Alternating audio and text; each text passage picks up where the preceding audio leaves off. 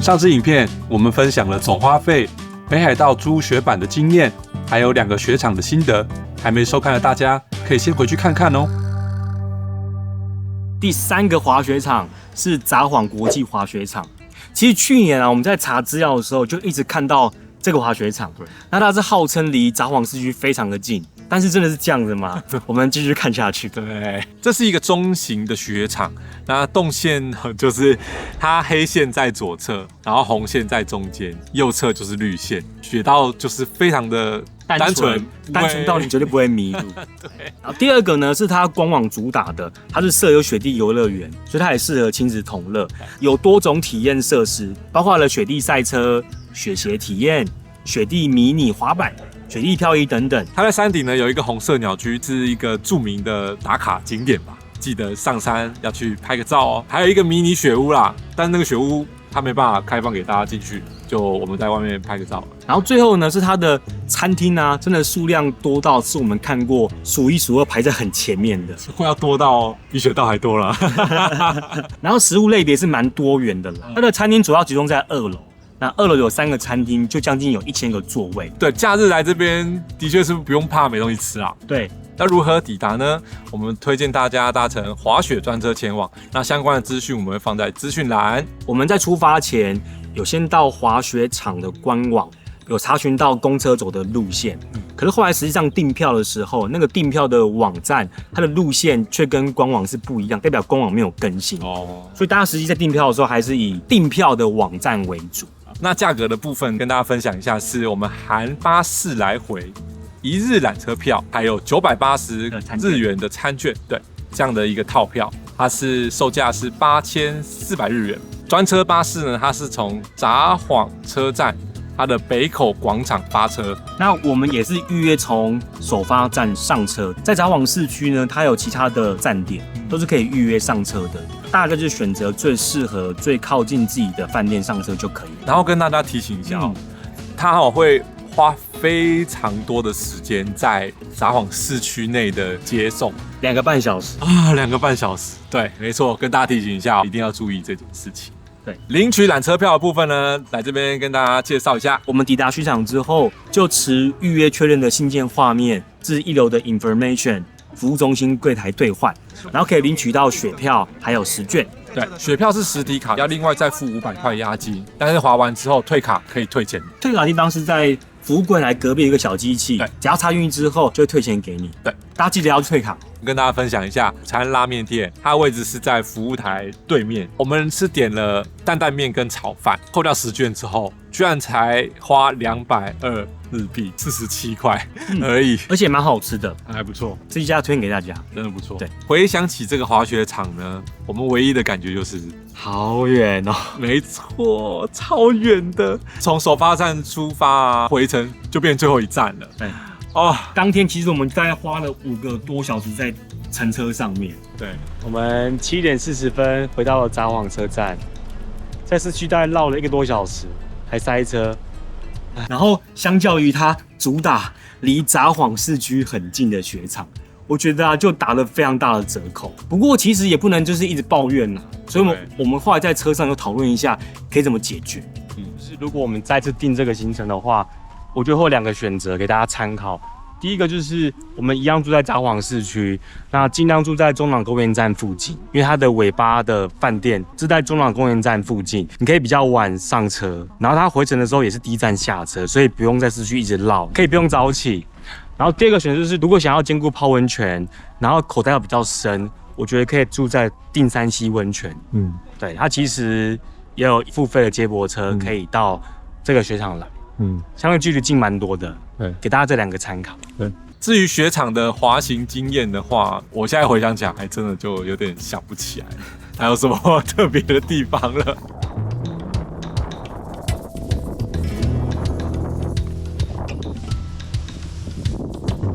再加上我们是假日去的，雪道没有那么丰富，然后人又很多这样。对，然后回程又塞车，所以就比较偏向是负面的记忆多一点点。所以大家平日去啊，或者是自驾哦。接下来要进入到留寿都滑雪场以及手稻滑雪场。那这2个雪场呢，都是我们在上个年度就有去过的雪场。那中间有一些新的体验，还有不一样的过程，我们就继续跟大家。为什么会选择再回来留寿都滑雪场呢？在去年我们来到这个滑雪场3天2夜，大家可以去参考我去年的影片，体验呢真的是非常的棒，所以我们在今年就决定要回到这个雪场，只是我们是决定坐当日来回的巴士。对，没错。留寿都滑雪场呢是一个非常大型的雪场，它包括了西山、东山、Isola 3座山，全部共有37个雪道。从雪场地图来看呢，初学者比较建议留在西山跟东山，有比较多的绿线可以选择。至于 Isola 3呢，则是以红线跟黑线为主，就比较具有挑战性，比较不适合新手。我们怎么抵达留寿都的呢？它是有免费接驳车可以到达的哦，不一定要是留寿都度假村的住客才可以预约，像我们这种一日来回的旅客一样是可以达成的。至于预约巴士的连结，我们再放在资讯给大家参考。对，最慢要在前一天3点之前一定要预约完。这个截止时间呢，跟去年是不一样的，大家稍微留意一下。只要你有预约，就一定可以上车。当天呢，总共发了6台车啊。对了，记得回程巴士啊，也是要提早预约，因为去程跟回程巴士是要分开预约的。那巴士的表定时间呢是8点出发，必须要提早报到。地点是在嘉生大楼3的1号柜台报到。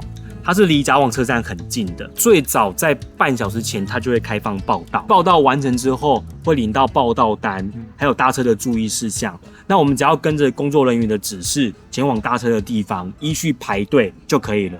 比较特别的是，巴士坐满就会开车。提早到的话，是有机会比较早一点出发，而早到雪场的。那至于乘车地点，其实跟去年有一点不一样啊。对，我去年的影片里面也有秀出来给大家看，但是今年移到对面的公园去了，反正跟着人走就对了。对，没错。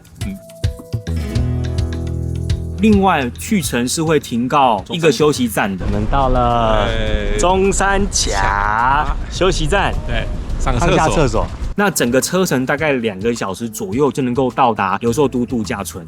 回程时呢，它的报到地点一样是大家下车的地方，是在留寿都度假村跟会议中心的1楼大厅。表定下午5点发车，提早15到30分钟到达那个大厅去报到。公务人员他会 check 一下名单，你有没有事先预约才能够上车哦。大家一定记得一定要预约啊！我记得我们回程还排队，对不对？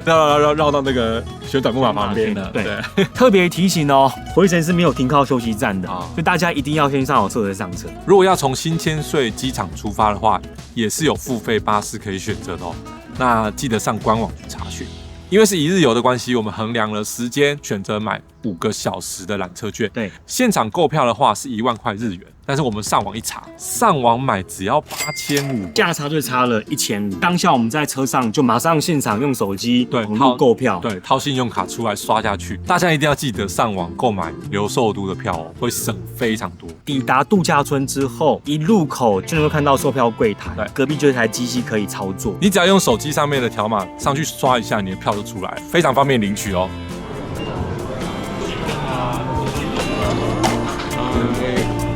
那去年有观众看我们的影片，有询问有关置物柜的部分。其实整个留寿都度假村有蛮多置物柜的区域。那对我们这种一日游的乘客来说呢，最方便的地方就是在大厅入口附近。进到度假村入口的时候，你只要往右边看到自动电扶梯，电扶梯的右边有一个中间夹层笼。那往指标方向看就会看到，大家可以善加利用。午餐也有很多的选择啦，我们中午就简单吃一个酱油蛋包饭，1700日元。对。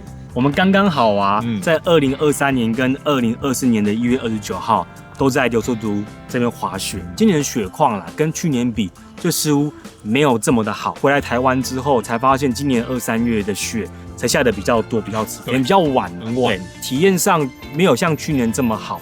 不过这个雪场啊，真的是雪道很宽，景色非常的美，即使雪况没有这么好，还是非常的享受。没错，因为去年有来过啊。我们3座山都跑过一轮了，这是一日游的重点，我们就放在东山跟Isola山了。怎么前往东山跟Isola山呢？其实比较靠近度假村的是西山，过去到东山跟Isola山就一定要坐缆车跨一段过去。到东山之后要辗转的先上去，再下来搭缆车上去才会到达伊搜拉山。那虽然有点麻烦啦，不过我觉得就景色跟雪道来说，还是东山跟伊搜拉山是比较好玩又丰富。这个雪场还有一个大特色，就是它的展望非常的好。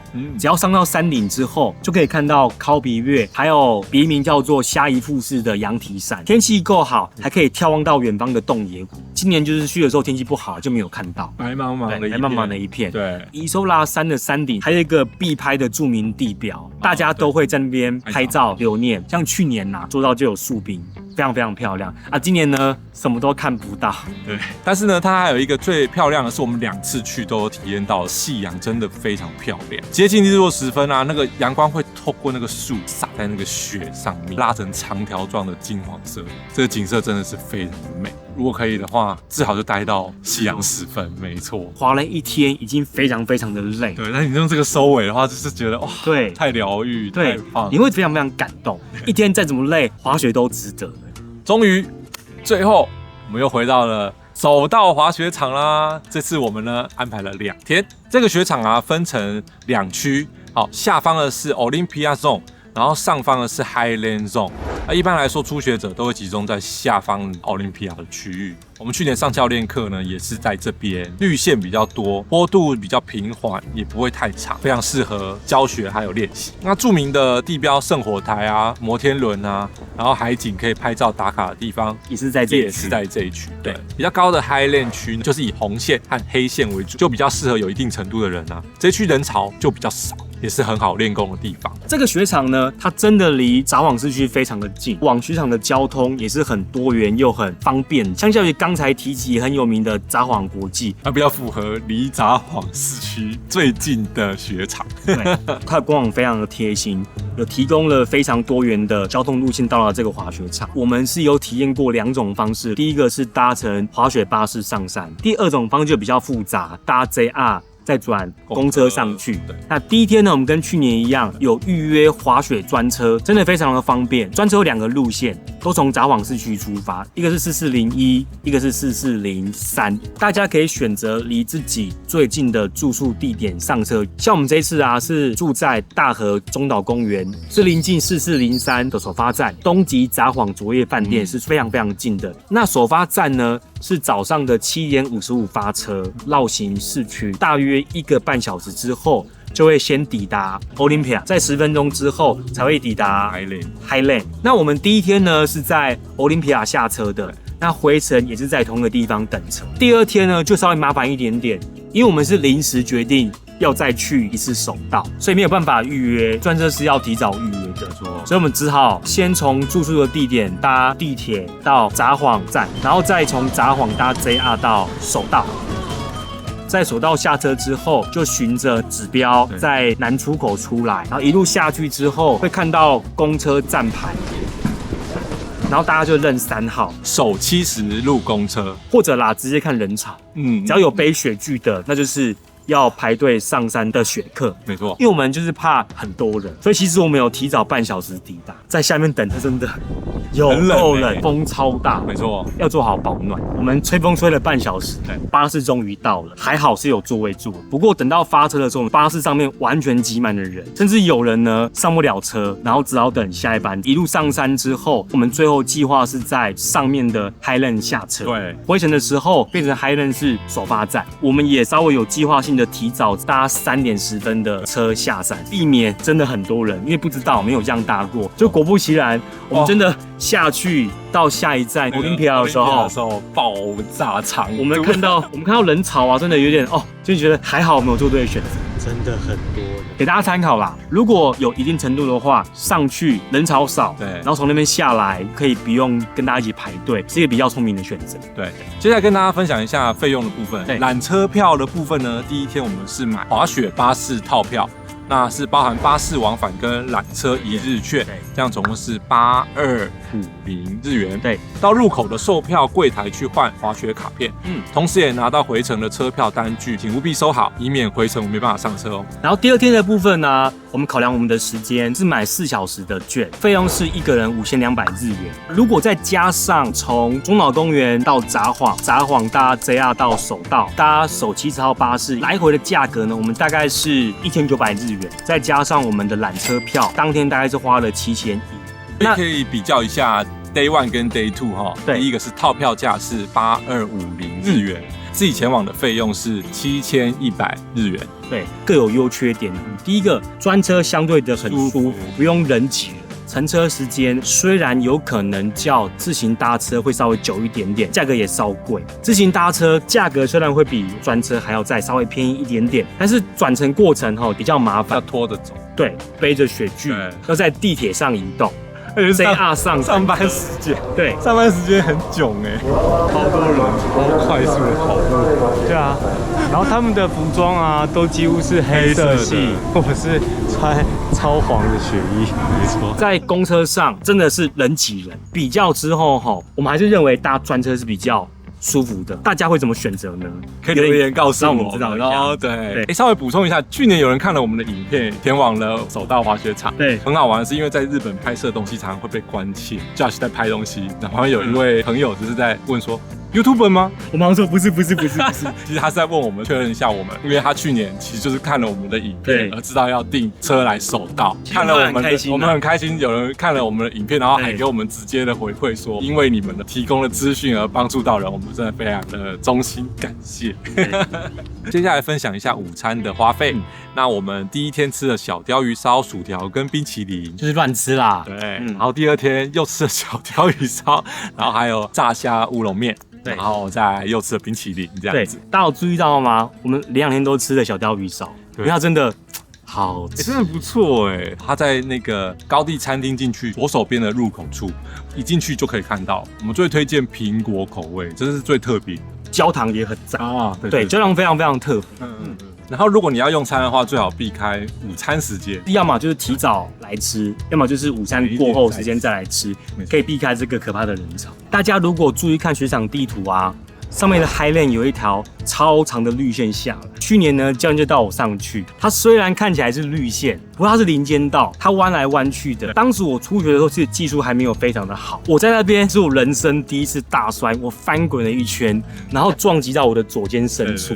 然后我回来之后大概复健了好几个月，所以我在这边真的是完全被吓到。然后我今年再回到这边，我经过了前面的练习，一定要从哪里跌倒往哪里爬起来，要挑战一下大魔王。我终于克服了。然后今年呢，是我们一直认为这个雪道是变得很美，居然出现了树冰，哇，这好漂亮！那个树上面都是很漂亮的结晶，然后再像那个光有洒进来，对不对？对，这个雪道是我们这个雪季应该是最漂亮的林间道。对，所以对我来说就是克服了林道大魔王，甚至可以在里面好好的享受滑行，周遭的树冰又非常非常的漂亮，所以对我们来说，这个雪道是今年真的是印象最深刻的雪道。没错，每年雪况其实都有变化哦。我们今年跟去年的滑雪场的评价呢也不太一样了。那实际体验一定是有差异的。对，最重要的还是要享受滑雪，体验滑雪的乐趣。对。真的是最后了，预告一下，明年农历过年呢，其实我们会飞名古屋，我们要前往岐阜县滑雪，相关的行程啊，我们都已经搞定了啦。如果刚好有要前往这一区的朋友们啊，在规划上面有什么问题的话，欢迎留言询问一下我们。对，我们已经做好准备了，那我们就明年再见喽，雪场见喽！记得按赞、订阅、加分享，按赞、订阅、加分享我的影片，谢谢，拜拜。